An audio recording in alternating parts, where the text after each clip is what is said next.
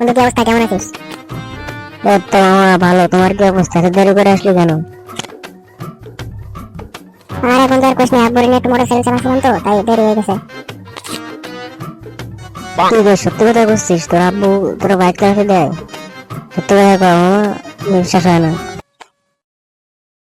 আরে হ্যাঁ, সত্যি কথা। হ্যাঁ, আমি মাত্র চলে আসলাম। তুমি যে চাটাম দিচ্ছ আমরা বুঝছি, চাটাম কম কম দাও, সব ফাফর। মামা, আব্বু ফোন দিচ্ছে, 1 মিনিট দাঁড়া, 1 মিনিট। আব্বু জানি কি কয়। হ্যালো আব্বু, কও কি হয়েছে? এতে কই তোর একটু কার আছে, তাড়াতাড়ি বাড়ি আয়, তোর দরকার। তুই কোন জায়গায় এখন? আব্বু, আমি তো বাসায় বাসায় পড়তেছি, দেরি হবে আসতে। তুমি রাহো, পরে আসবানি, দেরি হবে, বাসায় পড়ালেখা করতেছি, পরে আসবানি। কত বড় চাটাম্বা আছে, কি একটা মিথ্যে কথা বললি। মামা দেখলি জাম্বালা আব্বুরই চমকা দিয়ে দিলাম।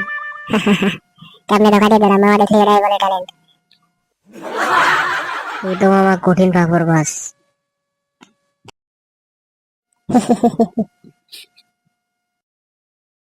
তোমরা যদি খবর পাঠাতে চাও তাহলে চ্যানেলটি সাবস্ক্রাইব করে দিও, ভালো লাগলে একটি লাইক দিও।